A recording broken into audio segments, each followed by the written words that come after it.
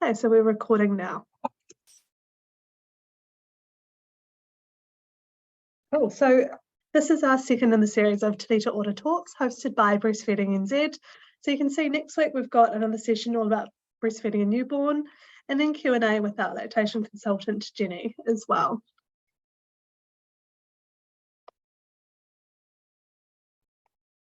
Hi.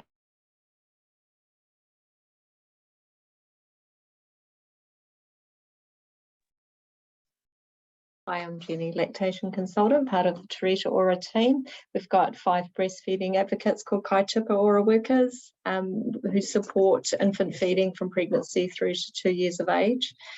We do that in the county's Manukau area by home visits, phone, text, Zoom, online support, virtual consults for the rest of the nation. Our home visits and that for South Auckland.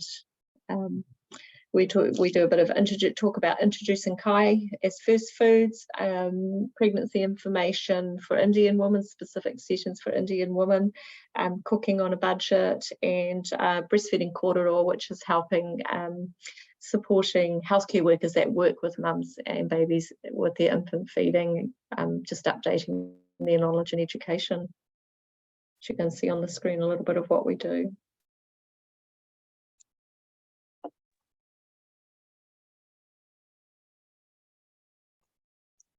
All right, so there's 2 really great apps that we would highly encourage you to download if you are pregnant or when you're breastfeeding.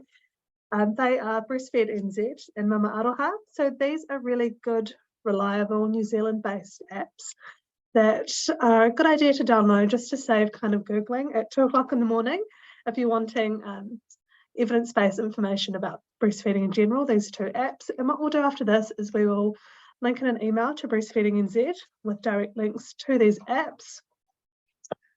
And a lot of this presentation you'll see has, we've used the Mama Aroha talk cards.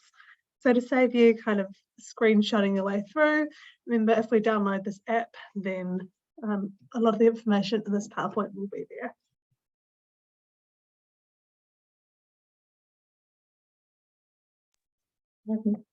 So you can see on the screen benefits for breastfeeding for mum. So why do we advocate and why do mums want to breastfeed? You can see some of the reasons there. I think many of the health benefits you can see there, reducing some risk of some cancers for mother. I think one of the big benefits is the release of the hormone oxytocin, which is known as the love hormone. So it encourages relaxation, reduces anxiety, depression, that feeling of closeness and bonding with your baby, the feeling that you're providing what your baby needs, reduces, once we're over that learning curve of breastfeeding, which is a big learning curve, so having good support can help with that. Once you're over that, lots of comments that we hear from mums is that it's just so much easier, just need mum and baby and your nappy bag, and you can go out. You're not thinking about how you're going to make up feeds and that when you're out. Saves money in this day and age. Anything where we can save money at the moment is something good, so it's free. And there's lots of health benefits for baby as well.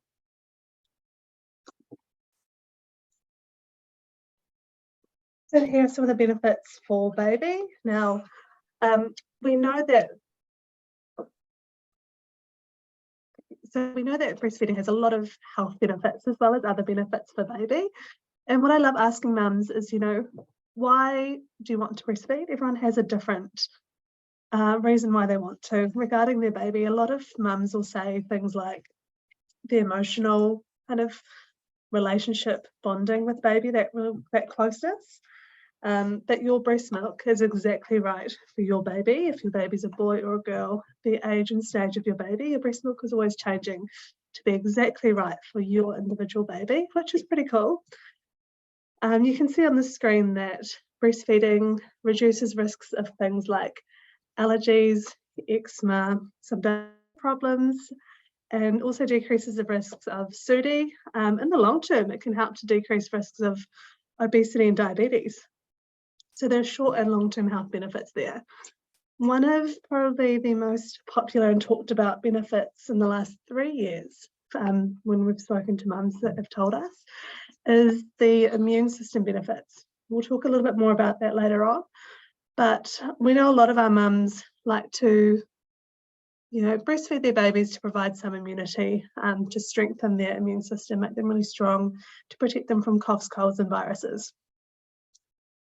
Also great for things like brain development, mental health, etc. So heaps of really great reasons to breastfeed baby.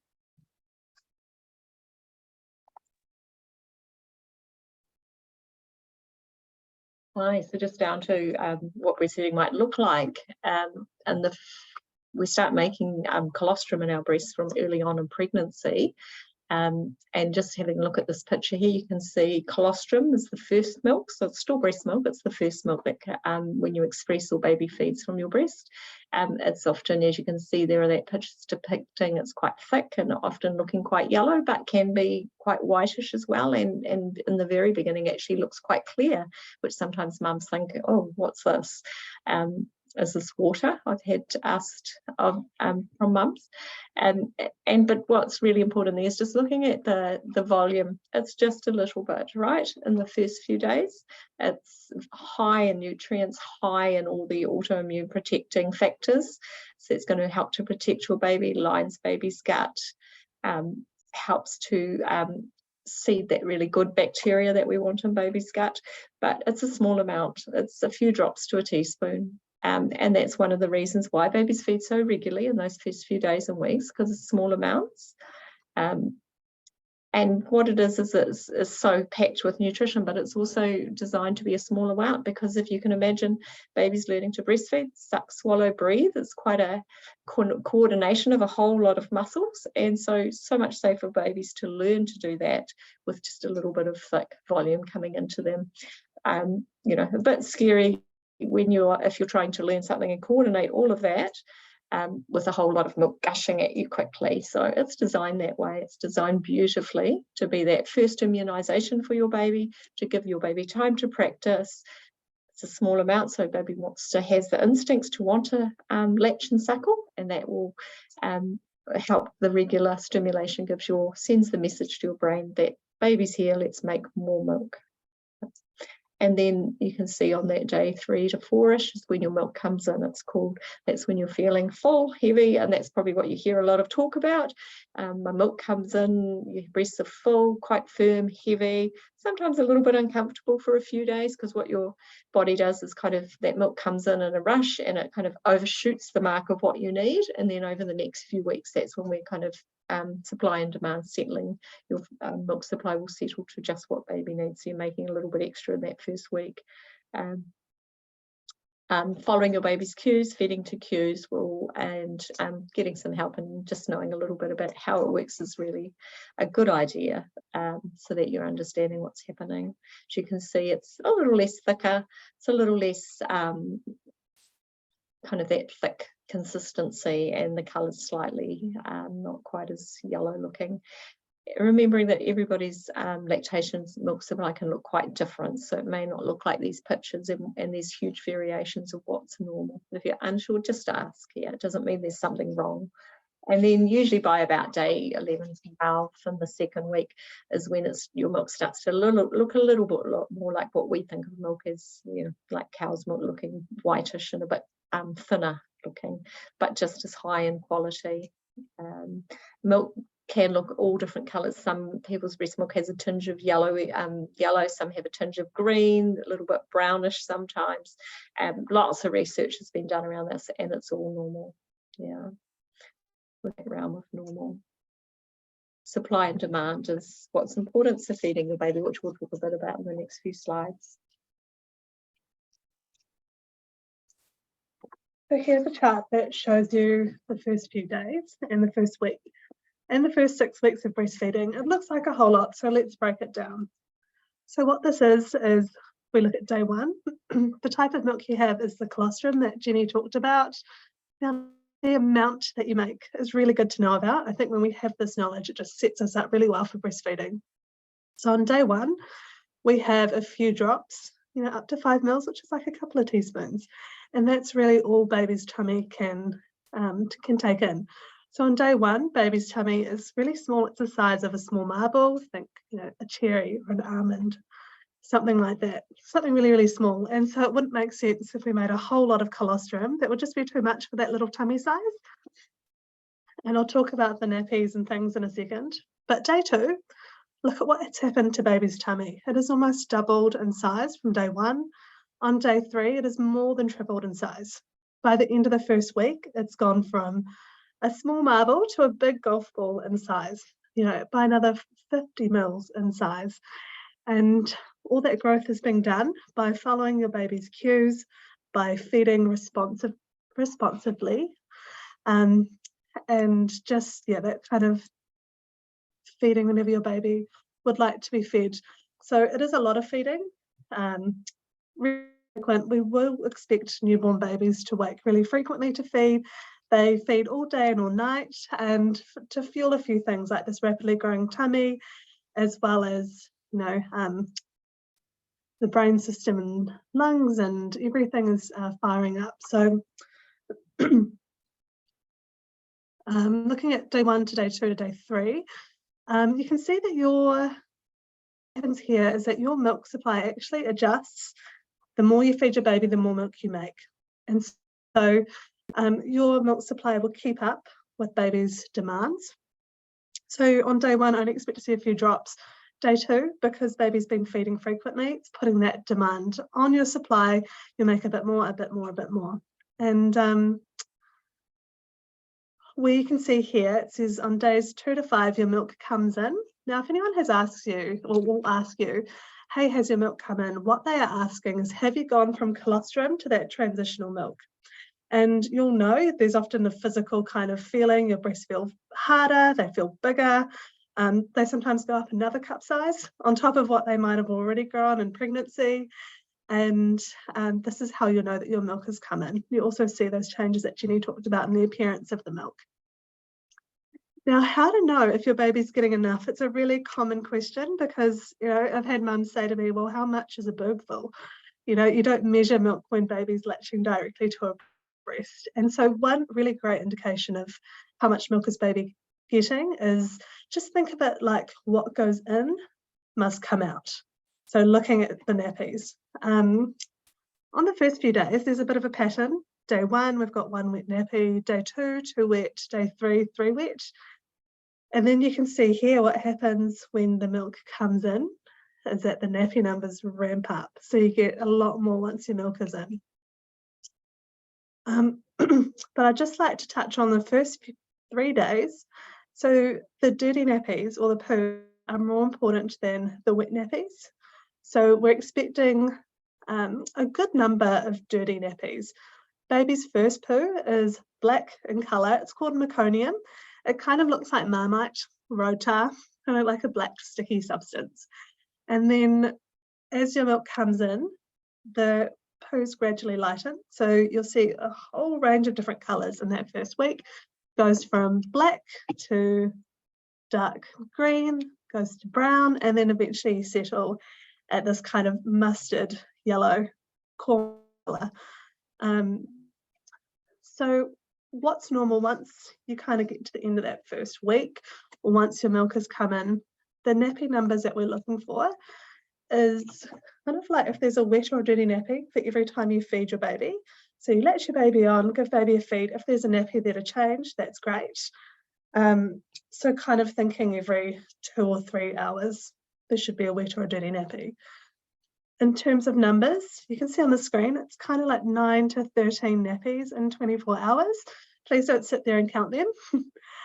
We've had, unless you've been advised to do so, but for most cases, you absolutely would not need to worry. Just as long as every time you latch your baby, nappy there to change, you're on the right track. If the nappies are dry for say 3 hours or more, that's just when we know we need to work a bit harder to work on that deep latch, to get support from midwives, from breastfeeding support, someone like that, to get more milk into baby. And I think that 9 to 13 nappies in 24 hours can be kind of 7 to 13, but you get wheeze and poos together quite often. So 7 to 13 you might be changing. And I think what this also shows really well is what's normal, how many times baby will wake up to feed in 24 hours. So if your baby woke to feed 13 times in 24 hours, which is a little bit more than once every 2 hours, right? That would be considered really, really normal. Your baby would be right on track, doing exactly what they should be doing. Roughly, babies kind of wake every 1 to 3 hours, maybe 1 to 4 hours to feed. So it is a whole lot of feeding in that first week, in the first 6 weeks. Is there anything you'd like to add to this slide, Jenny? I don't think you've covered it all. We'll go to the next one. Sorry, covered well, Aleshia. This slide we're looking at skin to skin. So if you haven't already, if you're pregnant, you haven't already talked about skin to skin at birth with your midwife, a really good topic to just cover with her. Generally, most of the time it's normal practice now for babies to be birthed up onto your abdomen, your chest, for skin to skin and directly skin to skin. If you end up having a cesarean section, then within just people that you'd like to do skin to skin as soon as possible.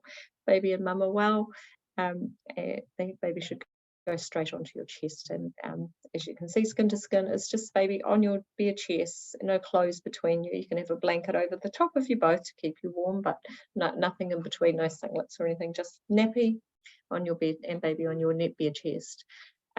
As you can see in this slide, there's lots of reasons for skin to skin. I think at birth, the research shows us, and I've seen it many, many times, it just helps. It's like baby's habitat. They've come out from your womb, they're protected from everything, and they're out into this environment. Their next habitat is on your chest here. Research shows us that babies settle there, they feel safe and secure. Their stress hormones for you and baby are lowered.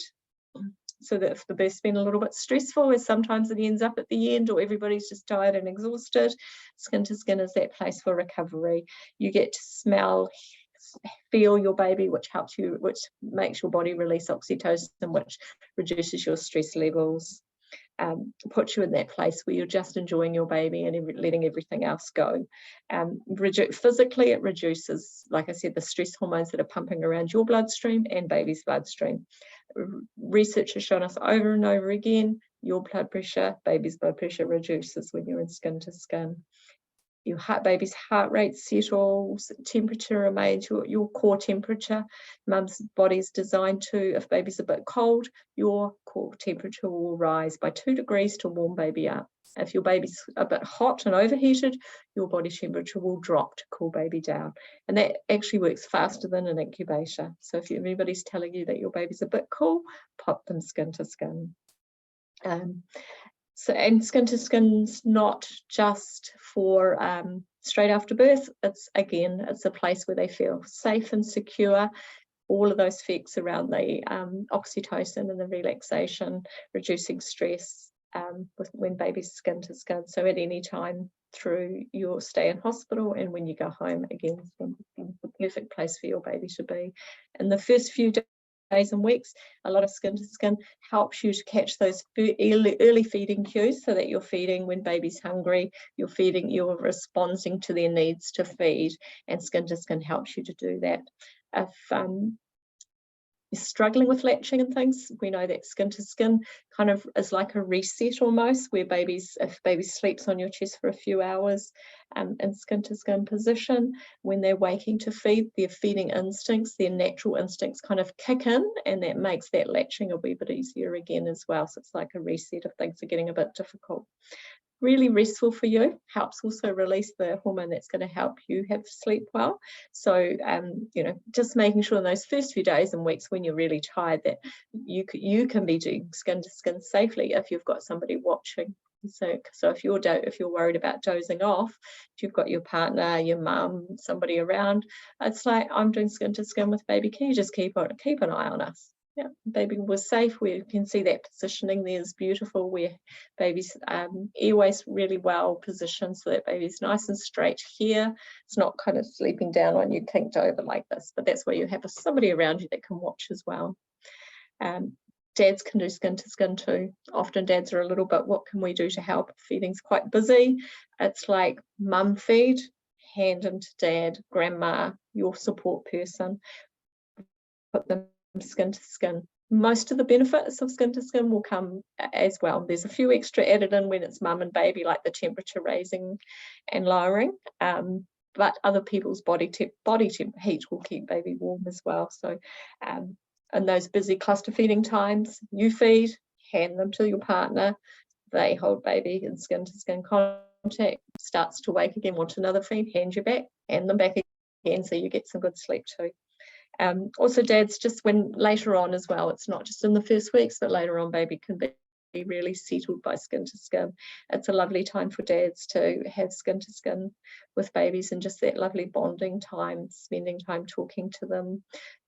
Amazing research showing us, and I was just reading a little bit of it last night, but I will read it in the entirety, but a new study that just shows how much skin to skin helps with brain growth, connecting all those neurons and that. So which is what we know, but it's good to see more evidence showing that.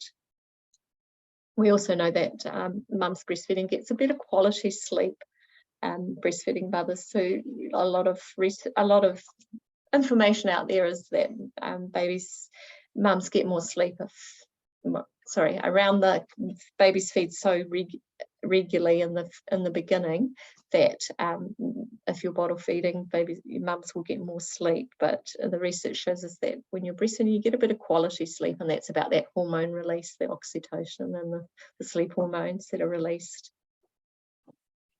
And feel free, anybody, to come off mute and ask questions about what we're talking about. We'll have some questions at the end, but feel free to jump in and ask a question. Yeah, absolutely. Or pop it in the chat as well if it's a little bit noisy in your house. Sometimes I know my house can be, so pop it in the chat if you'd like to as well. So this is the Ministry of Health recommendation to give baby breast milk, so actually for the first 2 years, to provide some breast milk. And for the first 6 months of breastfeeding, baby doesn't need anything else. So we don't need to be feeding baby like water or juice. We don't need to start solids until around 6 months. Breast milk will meet all of your baby's needs.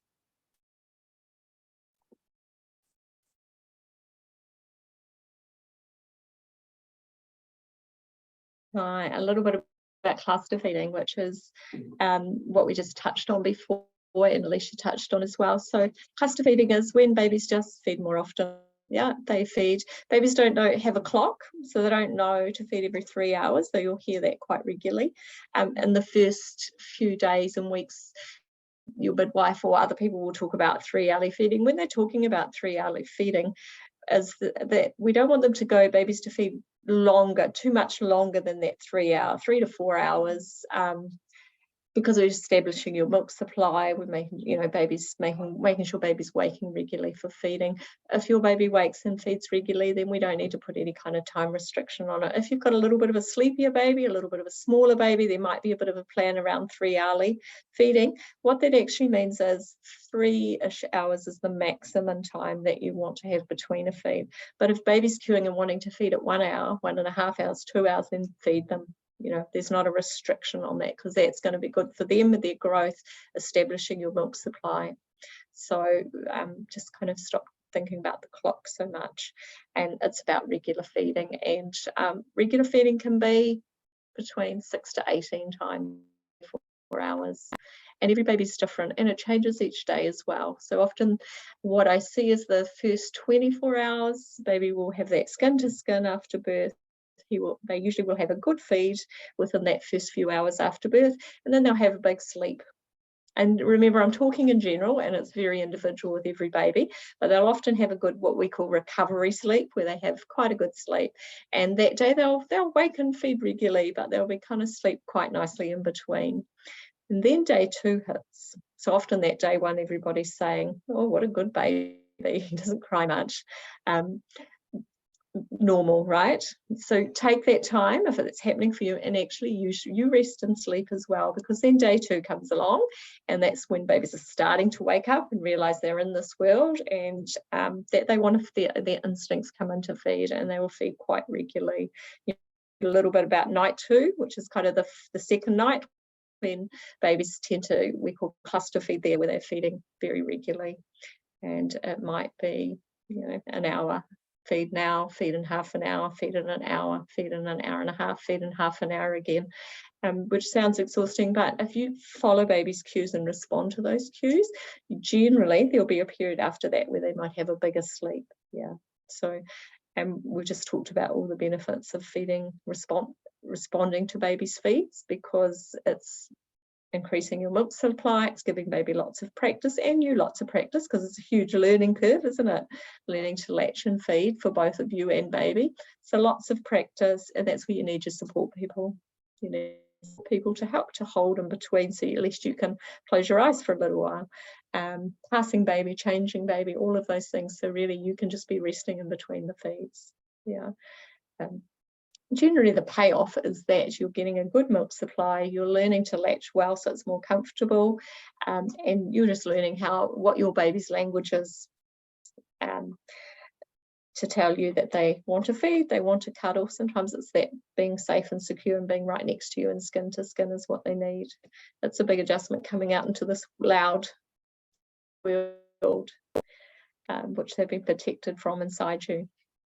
Other times are cluster feeding times that you'll hear talked about is as your feeding's established, that later out in the afternoon or early evening is often a time when babies cluster feed. We know that milk supply, often you've been up all day, the milk supply is a little bit lower in volume, but it's actually higher in fat. As your breasts are softer, if babies have had quite a few times, then they're starting to get down to the milk that's a little bit fattier. The fat molecules are larger, so they stick to the back of the breast almost, if you want to picture it like that. It's not quite, it's a bit more complicated than that, but if you think about that, so the first milk that comes through when your breasts are quite full is the drink, the appetizer, and then as they get through the feed, they're getting the meal, and then towards the end when your breast's quite soft, you getting to the kind of higher fat content milk. So in the evenings when your breasts are a bit softer and you think there's probably nothing here, but baby wants to feed every hour for a few hours, then they're getting that higher fat content. And by feeding more frequently, again the same volume, they probably would have gotten 1 or 2 feeds over that time.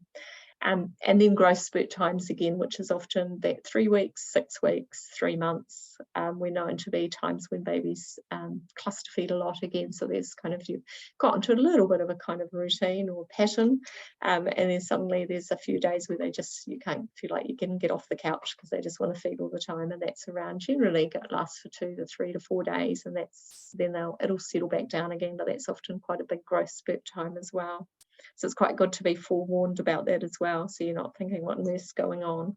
And that's often a time when mums will doubt their milk supply, and other people around them doubt it, say, oh, you're always feeding them, are you sure you've got enough milk, or you're sure your milk's good enough? So that's the time to talk with your breastfeeding supporters to see if you're starting to doubt yourself. Other times that they might feed like that is when, if your milk supply is dropping for many different reasons, and baby's needing to feed more, wanting to feed more frequently, waking up to feed all the time then, and it's carrying on for more than those few days, then get hold of somebody that can support you with feeding and have a look at feeds and watch things with you to help with that.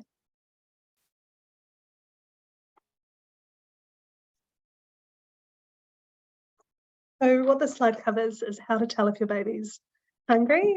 So obviously our babies don't have vocabulary and they can't talk to us like you might see 2-year-olds asking for a snack every 2 hours. They're like, mum, mum, mum.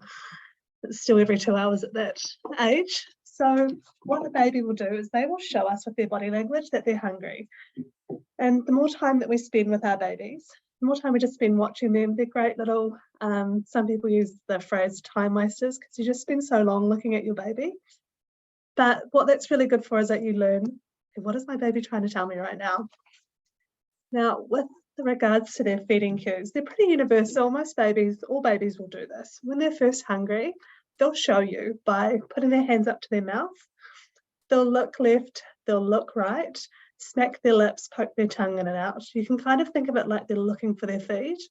And that is a great time to latch baby on. When a baby's calm, they're a bit more instinctive, they'll latch on more easily, and they might be a bit more patient. So if you do have to take baby off and on to get that good deep latch, when baby's calm is a good time to do that.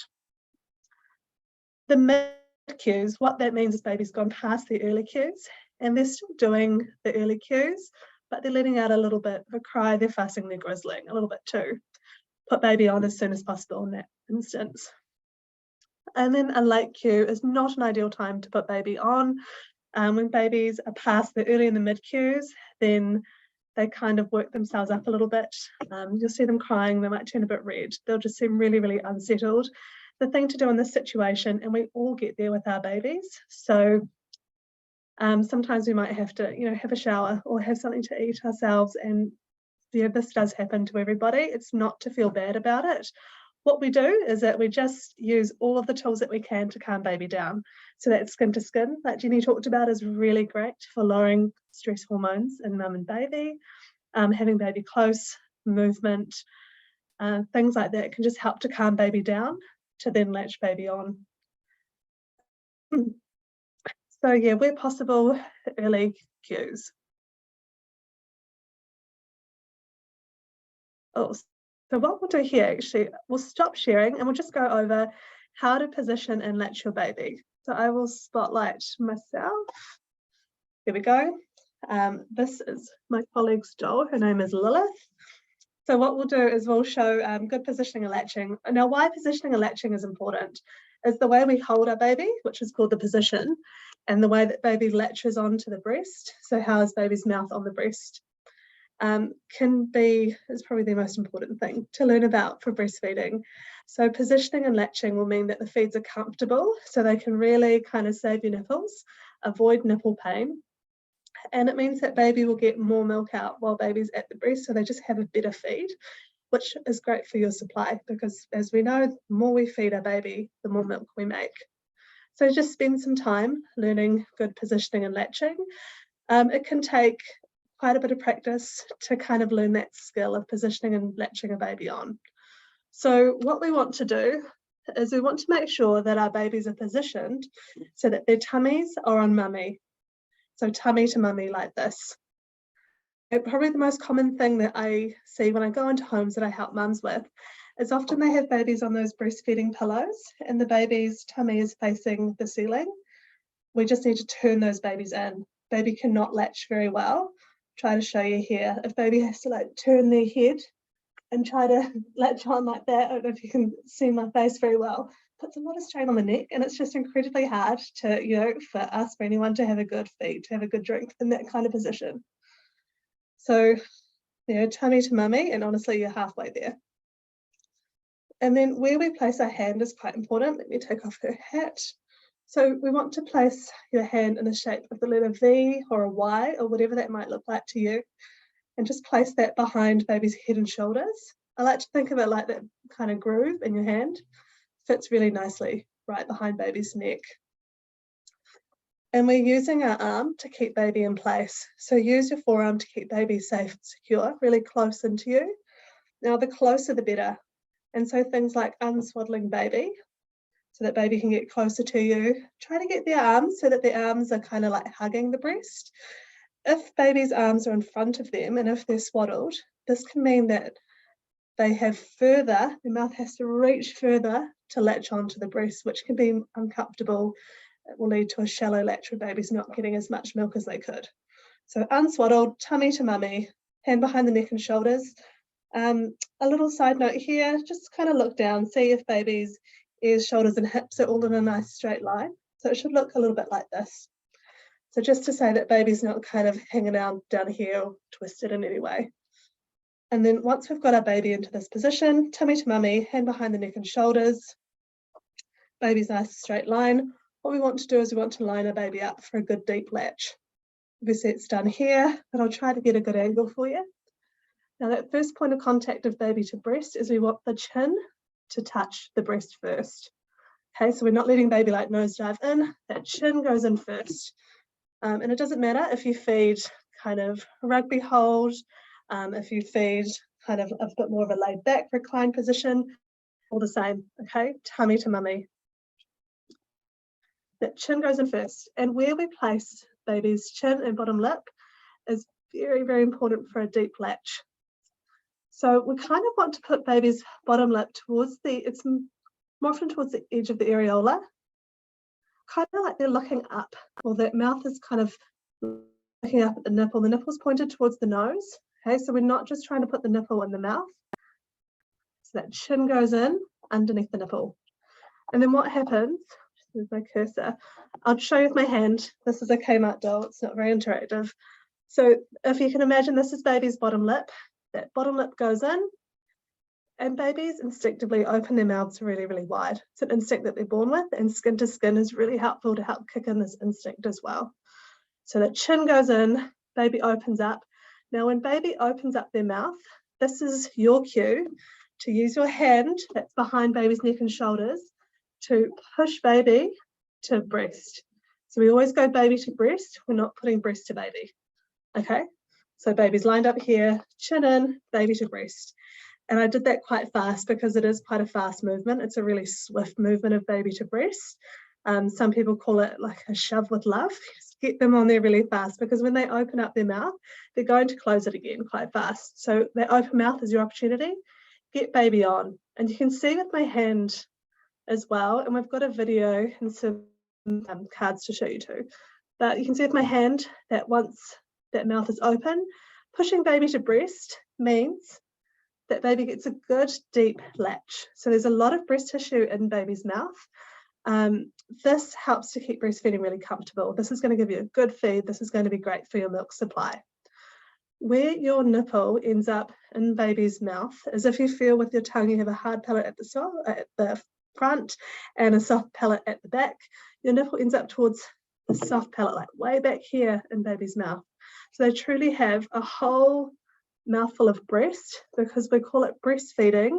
We do not call it nipple feeding. They have a big mouthful of breast, and they kind of create a vacuum, and that's what keeps feeding comfortable, and this is how they get a whole lot of milk out.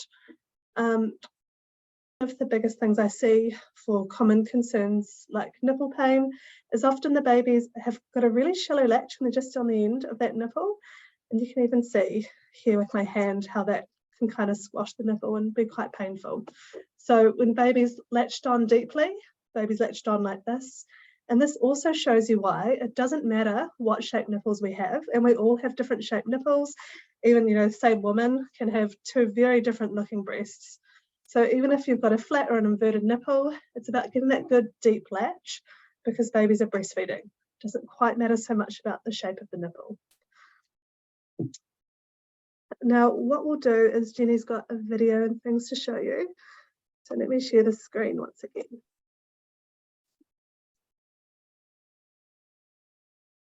So the slide is just showing all of what Aleshia's just talked about. You can see the signs of a good latch here. There's signs of not so good latch. So see the principles are always the same. See babies here, nice and really close, chins tucked right into the breast, versus the not so good latch here where the chin's away from the breast. There's a gap between the chin and mum's breast. There's a good latch where the chin's buried right into the breast. These couple of pictures here. Don't worry about the nose being blocked, breast, because often babies are born with a bit of a flattish nose, so that when they are a bit squished, they can still breathe out the side. But if babies, can I borrow your doll for a second? So if baby's a bit like this, just using that position that Aleshia's just used, tucking them in a wee bit keeps the chin in, so tucking them in even closer with your arm here. See how it lifts, keeps the chin in but lifts the nose off the breast. We don't need to be kind of doing this, which you see a lot, but that actually risks having a blocked duct stomach because you're pressing all the time, and it just becomes a habit. So if we can do that, because then we can rest, relax a little bit more. Or we've got a free hand change like that to have a drink while feeding, or change the television remote, or use phone, whatever you're doing. Yeah. So just that alignment, having baby close to you as well, as Aleshia showed us, not looking tummy up to the ceiling. So having ears, shoulders, hips kind of lined up, so baby's not trying to feed in an awkward position. All helps to reduce pain and have more effective breastfeeding. And this picture here is lovely. That's your starting position. Chin's tucked in, bottom lip and chin's away from the breast. And then when baby opens the mouth, you're going to swiftly bring them in, up and over the breast, over the nipple. Which I think as part of resources, we have good little videos to have a look at that. We'll show you, give you a link to later to watch that in action. This is a little video of baby's breastfeeding. So this baby's a little bit away from the breast, a shallowish latch, kind of lots of sucking, not quite so much swallowing. And we can tell that by the sound of the swallow, but we can also tell that about now baby's much deeper, coming really swiftly and close, bigger latch, and look at that more active feeding.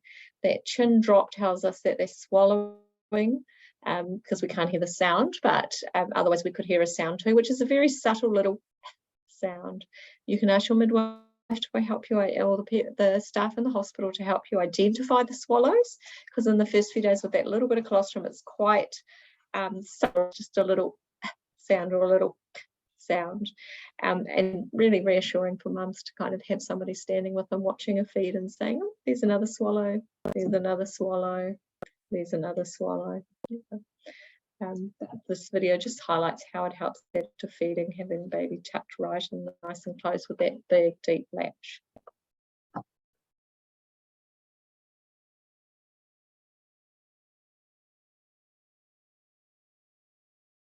So here's a little slide that we've created just about, this first 6 weeks, where possible, just keeping things really, really simple. So with most people with a full-term healthy baby, for breastfeeding, it's a really good idea to latch baby directly to the breast as much as possible, if possible, all of the time. So when baby's trying to learn how to breastfeed, and they're learning how to latch on and have that big wide open mouth, how to suck, swallow, breathe, if we're just putting baby to the breast to do that work, then that's what will become baby's normal. I think the analogy is, you wouldn't give a soccer ball to the All Blacks to practice with, so if exclusive of fully breastfeeding is your goal, just latching baby on as much as you possibly can.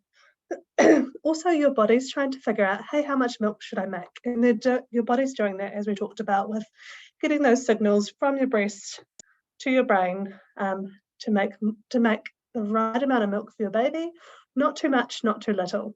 And so if we are just latching our baby directly to the breast when baby's queuing to be fed, then our bodies will make the right amount of milk. And that's really helpful to avoid complications as well. Now, there are a lot of products and things on the market that either attach to your breast, to your nipple, or to put into baby's mouth. And those things, it's a good idea where possible to avoid them in the 6 months, because they can interfere with your milk supply. They can either bring in too much milk, or they can bring in extra fluid to the nipple, and so it's difficult for the milk to kind of get past. Or they can interfere with baby's latch. They can also interfere with baby's weight. So for example, using dummies, we wouldn't recommend especially if there's weight or latching issues. Sometimes babies, they have that small mouth and they suck there, and then using that big mouth for a breast is different. So where possible, just latching baby direct to the breast as much as you possibly can. Some things that look like pumps as well, they can they can throw off your milk supply. You can either end up creating too much milk, or sometimes not enough if you're not stimulating your breasts to your baby's needs. But just where possible, avoiding those products if you do have those products, or if because of lifestyle, we know sometimes, we've supported many mums going back to work, for example, in those first 6 weeks. If this is something that your lifestyle is dictating you need to do, then just get support and ask for ways that you can try all of these products. And we'll give you approaches and techniques to do so in ways that minimize the potential complications. But just keeping it really simple, just latching your baby directly to the breast is great advice to follow.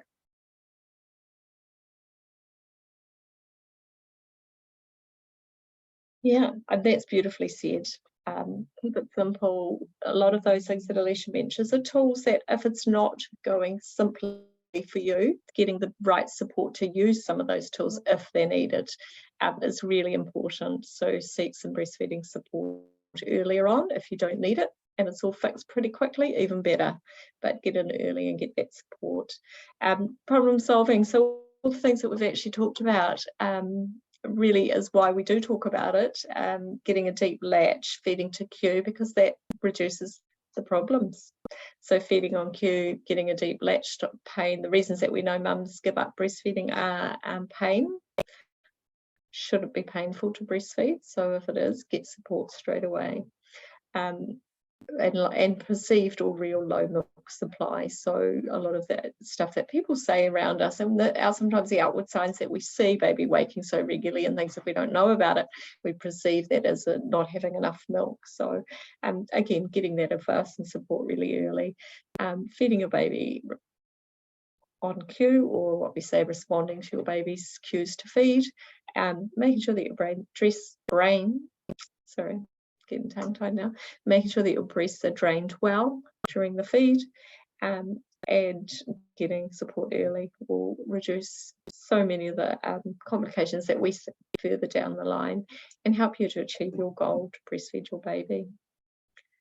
Ask your midwife, breastfeeding supporter to watch feeds with you to give you the confidence that your baby is feeding well, to help with the support you with the latching. Hands off, really, just somebody to help you and direct you through and talk you through latching is really supportive of getting a deep latch of feeding and having no pain when you feed. So keeping it simple.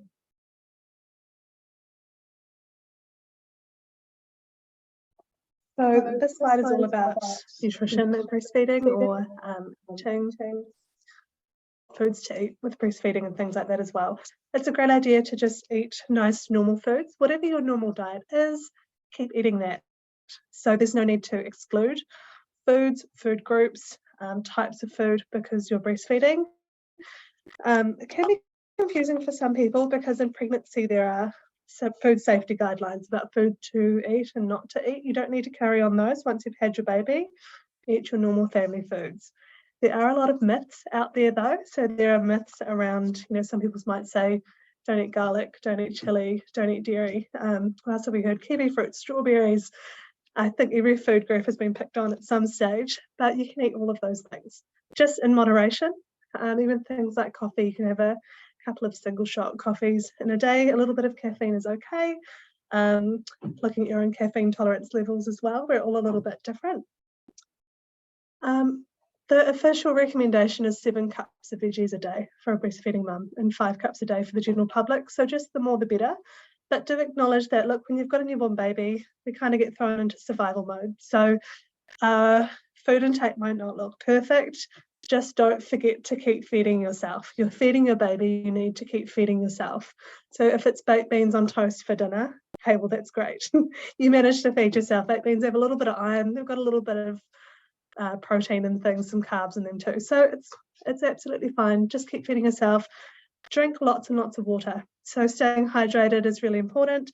If you're not already a water drinker, just think of ways that you can make water a little bit more exciting for you. So things like different temperatures of water, warm water, cold water, water out of the fridge, or jazzing up your water with a little bit of mint or something like that. Having a water bottle and just keeping water bottles dotted around the house. Wherever you might sit down to breastfeed is a good idea, just to dot water bottles there. So if you've got one in your room, which is great for those night feeds when you're feeling a bit thirsty, one out in the living room, for example, will just help you to drink a bit more water. The other thing here is that, look, we don't need to buy anything special to be able to make breast milk and to breastfeed. There are a few stories that I've been reading lately about people who have been, having all the supplements or cookies, teas, powders, but they've not got breastfeeding support. And so their supply has dwindled because they haven't been latching baby, learning about, hey, how does your milk supply work? It's that supply and demand, but they've just been eating the cookies. So just remember, we don't buy anything special. It's really about that work, supply and demand, getting that good deep latch asking for trained help. I do think that there is a supply issue or other issues there as well. Rest while the baby is sleeping is up here, and look, what that means is just to kick your feet up, take that time to do some skin to skin as well. If you can get some naps in there, that's great. If you can't, then just kick your feet up, relax. Your body's been doing so much, and you've just made and birthed a human. So you're doing so much. Just remember to take that time out to rest for yourself as well, so that you don't burn yourself out. If there are any questions about food, nutrition while breastfeeding, please feel free to come off mute or pop those in the chat as well.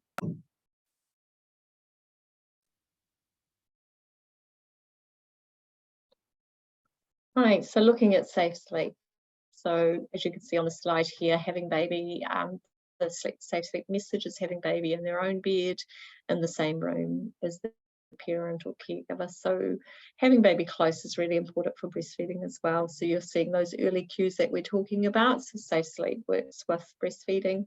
Having baby close in a co-sleeper, so they're right next to your bed, as you can see there, or in a pepe pod or wadaka on the bed with you. Moving baby's bed into the living room during the day so that you're around them and they're close by. And you can see those feeding cues. So you're, as we talked about earlier, you're starting to latch baby when baby's first cueing, rather than waiting till they're at that stage where they're kind of shouting at you saying, hurry up, mum. Less stressful for all of you and usually goes better. Thinking about eliminate smoking in pregnancy, but also protecting baby if there's any smoking in the house, asking people to smoke outside if you have a smoker in the family or the house. Talking about it now, how you're going to manage that when baby's here, and there's lots of different ways you can do that. As in the smoker's outside with a smoking jacket, they come in, they wash their hair, wash their hands and face and clean their teeth before they're holding and cuddling baby. So thinking about that earlier on. Positioning baby flat on their back in their bed, face up, keeping bedding clear from their faces so this baby here is wrapped rather than having blankets, having babies dressed appropriately for the temperature of the room, wrapping under the arms so that they have their arms free. If babies need to cool themselves down, what they do is they open up, hold their hands up and open up their hands, and that gives more surface area for cooling them down. Thinking about the bedding that you've got and using, trying to stay away from the polar fleece synthetic stuff that doesn't breathe. Babies are over wrapped or it gets too warm, they sweat inside it, whereas the natural fibres, the wool, the cotton and the merino, that will breathe and let some of that heat out. So thinking about that, you can see that both in those pictures, the baby's placed with the feet at the bottom of the bed, so if there are blankets, there's no slipping up under the blankets. Keeping any toys out, no bumper, what are they called, to surround the cot or the bed, bumpers, whatever they're called here. No toys in the bed, nothing that can fall down and cover baby, and no pillows. Babies have a natural pillow, that extra bit of bump in the back of their head would help to keep their head, when they're lying, keep that airway straight. You can see that. So popping anything under their head tilts their head forward and causes a kink in the airway, which can with the oxygen that goes through. I think other things to think about is and breastfeeding's protective of safe sleep, because it supports that immune system. Babies do, if they get viruses, coughs and colds, they get less sick usually if they're breastfed, and so that's protective of that airway. But also babies are waking more regularly to feed. Generally we know that formula feeding babies will have larger volumes and have bigger gaps between feeding and tend to feed but less. So babies that are breastfed, it's easier to digest that breast milk, so they wake up more regularly, which is a protective factor for safe sleep overnight. And generally you've got babies closer to you when you're breastfeeding, so that's another protective factor as well. Thinking about in car seats, you'll get all this information when you have babies as well, but car seats, it does put babies into a position where that airway can be a little bit kinked and they can flop down when they're feeding. So the recommendation is to only use, of course we need to use car seats for safety, but only use them when you're driving. Take them out when you get home rather than leave them sleeping because they're nice and settled. And I think the recommendation is about 20 minutes in the car at one time for newborns. So don't plan big long trips, or if you are doing that, just plan some regular stops along the way so you can take baby out of the car seat and give them a little break.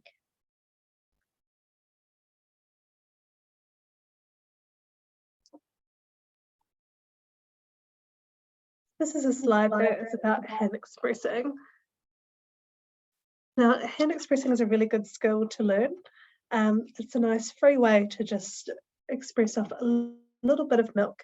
One time when a lot of mums might need to use this skill is when their milk is coming in. You know, we talked about it's kind of between day 2 and 5, more commonly days 3 and 4, and your milk comes in, your breast feel full, hard, heavy, and sometimes just relieving the breast, softening it up by using a bit of gentle hand expressing can help to get a deeper latch. If the breast is really full, hard and heavy, what happens, if you can still see me there, what happens is sometimes babies they go to latch on and they slip around a little bit. And so just softening up with a little bit of hand expressing can be a nice way to get baby on.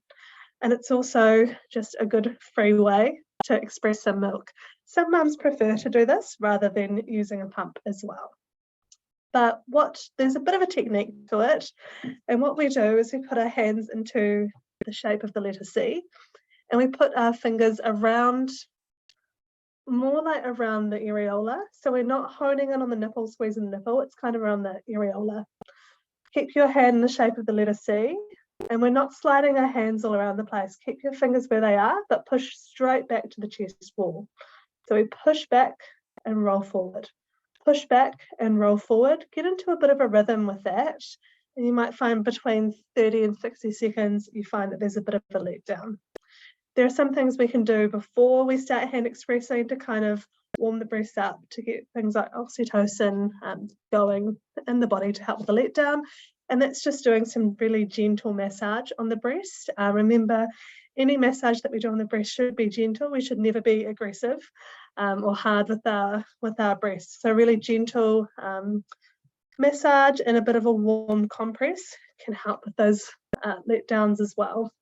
If you are interested in expressing your colostrum antenae, something that your midwife has suggested might be a really good fit for you, then that's something that we can help with as well, or reach out to your local breastfeeding support team. The technique kind of looks like this, but there's just a little bit more to it.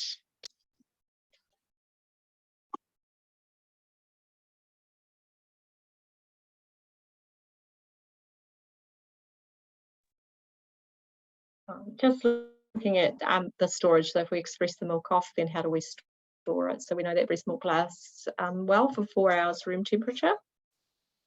I can sit in the fridge this hasn't been updated, but they have updated the recommendations to 3 days. So I can sit in the fridge for 3 days. And then if we're going to freeze the milk, if it's in the freezer that's attached to the fridge, 3 months. So recommends right at the back when you can, right at the back of the fridge, that it's not exposed, so not in the door at the front, so it is exposed to warm air every time the fridge is opened, which sometimes in a big family can be a lot, or if you've got teenagers in the house. And then if it's into a big deep freeze, it can last up to 12 months. So remember, we're expressing just to time and data, and then you don't have to remember what's happening. And then some information about how to thaw it out, what to store it in. If you've got frozen milk, thawing it out overnight in the fridge means that it will last 24 hours. If you're thawing it out because you want it quite quickly in some warm water, about 4 hours. You don't have to remember all this, because if you've got that Mama Araha app, you can look it up, yeah? And then warm up breast milk in some warm water in a cup or jug, as you can see there in the last picture. Not boiling, you can have it quite warm, but just not directly boiling straight out of the jug, because it changes some of the components, and if you heat it too quickly. And just gently swirling the milk as you're warming it is a good idea. We don't heat up breast milk to give babies in the microwave, because as we know, microwaves get hot spots in the milk, so it's safer to stay away from doing it in the microwave. If you have any questions about that.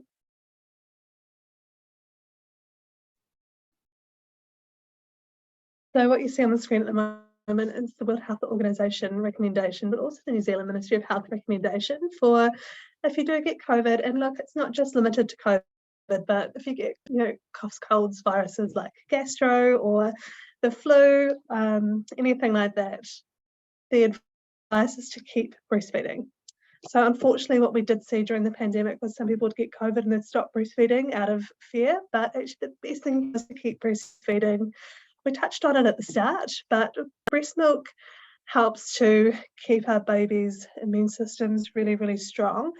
It's pretty amazing what breast milk can do. So if there's a cough, cold virus in the environment and your body picks up on it, or if when your baby's latching on to the breast, and the little Montgomery glands, so we've got these little bumps that form on our areola. They do a few things. One of their functions is that they read baby's saliva, like the backwash, and if baby has a cough cold virus, then our body will make the antibody that will be available in our breast milk to help baby's immune system fight this cough cold virus.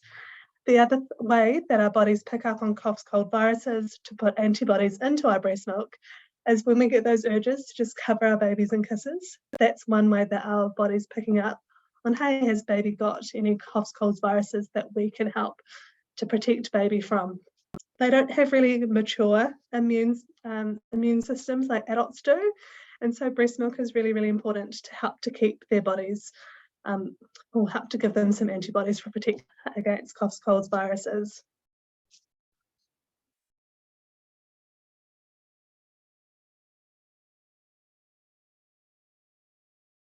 Isn't that amazing what Aleshia was just talking about?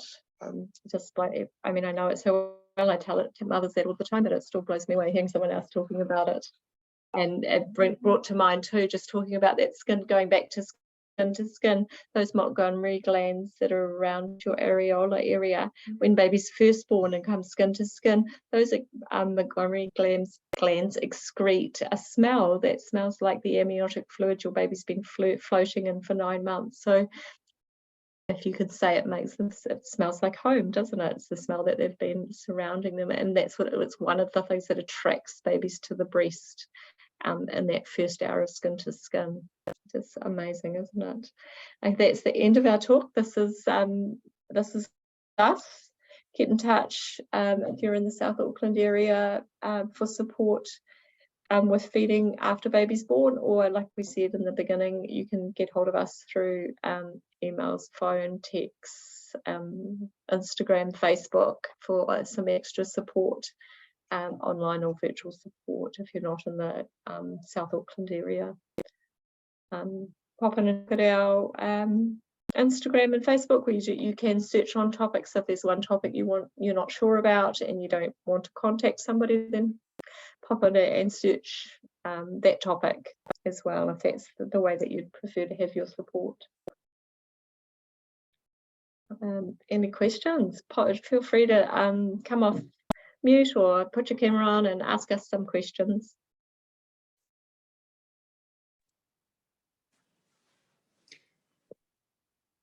Hello, can you hear me? Hi, I was just typing it into the chat, but then you suggested we just, my name's Elizabeth. Hi, Elizabeth. First time mum, expecting in a couple of weeks. I just had one question. I had high hopes of my husband being able to give one bottle of breast milk in the evenings. And during our antenatal class, I heard the haka let down pumps could be quite problematic. What would be the best way and when I could realistically and not overcomplicating it get some breast milk for my husband to give? Yeah, I think in the wait for a while. Yeah, wait for a your breastfeeding established, I mean, ideally we say 6 weeks, but that can be, 3 to 4 weeks, depending on how you're going. Yeah, so if you've managed to, if you're just breastfeeding and everything's gone well from the start, you've got a good, comfortable latch milk supplies, settling to what baby wants, it can be started earlier, once a day. Yeah. So breastfeeding can look like whatever you want it to look like. And if that's part of your breastfeeding journey, then absolutely, we support with any form of what you would like to achieve. Best advice is wait a while.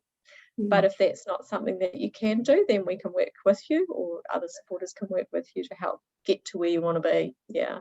The haka pump is, again, there's a lot of information out there, and absolutely we see it being quite a problem a lot of the time.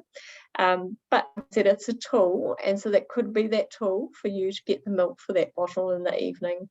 And it might be by using the haka once a day after the first morning feed, because often that's when your breasts are fuller and you have a bigger supply. So it might be feeding baby first and then putting on to get that milk with the letdown. What we see is when it's used all of the time, and I totally get it. In the first, like we said, there's just a little amount of milk, and people get quite stressed about having that little bit, and then suddenly you've got all this extra milk, and one breast is while you're feeding the other side, and so the tendency is to want to catch it all and save it all. But what we do by doing that, sometimes if your breasts are just leaking and you've got a pad there, you'll lose 10 mils or so, 20 mils sometimes even. But if you've got a haka on, you might be taking off 100 mils. And then what we find mums doing that with every feed, and they just put themselves into a bigger oversupply, which can cause as much problems as lower supply. Yeah. Right. So I think it's all about the timing, and just that's where we can, us or breastfeeding support in your area can help you with that. Yeah. Are there any other modes? So I've been given like a Medela pump, which I haven't set up yet. It's a second-hand way to get all the bits, but is that better in any way? Not better or worse. Again, it's how you use it, and depending on your supply, I think haka gets that letdown if you've got a really good milk supply, maybe not so good if you don't have a good milk supply. So sometimes using an electric pump for stimulation, because it's called a pump, but the haka pump is not really a pump, it's a milk collector. So it collects milk when you've got a whole lot of milk there by suction, by pulling it out. If you've got a low milk supply, that's where we also find mums struggling using the haka pump, but it's not stimulating, so it's not sending the message to your brain to make more milk, and that's where like your Medela pump, and that's better. For getting off for that one feed a day, probably either you find out what works best for you. Cool. No, that's very helpful. So after feeding the baby, preferably in the morning, because that's when you've got lots of milk. Once a day, or maybe twice a day if you need to start with. But after you've fed baby, and if you do it regular, it doesn't, like in the morning is usually when you've got the milk, so you've got a bit of excess, and that's why we say there, but it can be any time of the day that you do it that suits with your lifestyle. As I guess it's the doing it regularly at around that time, because that gives your body the message at that time of the day you want a bit more milk. Cool. No, that's very helpful. Thank you. And you reckon about 6 weeks is sort of long enough to kind of get things routine?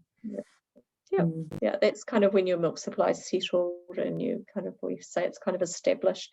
It's in that 6 weeks, it's about supply and demand, baby feeding, but also your hormones are involved. Whereas after that 6 weeks, you switch to a bit more of what you take off, you make. Fabulous. Thank you so much. Appreciate that.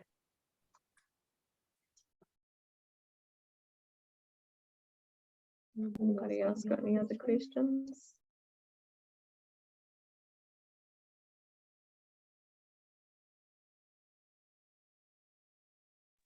Since no one else is going to take it. So I had planned to start expressing colostrum this week, once I've got my syringes. I wasn't aware that it required any special techniques, but you mentioned in the presentation that it's a bit different to hand expressing. It's the same technique for actually hand expressing, that Aleshia was showing.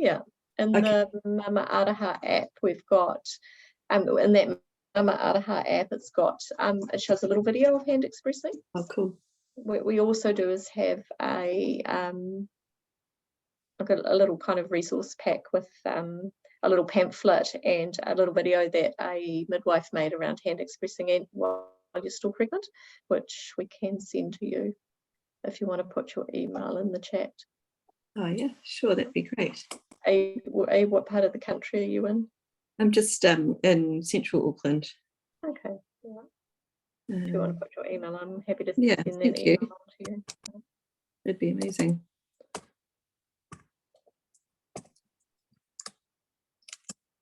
I have got that downloaded. So it's auto corrected.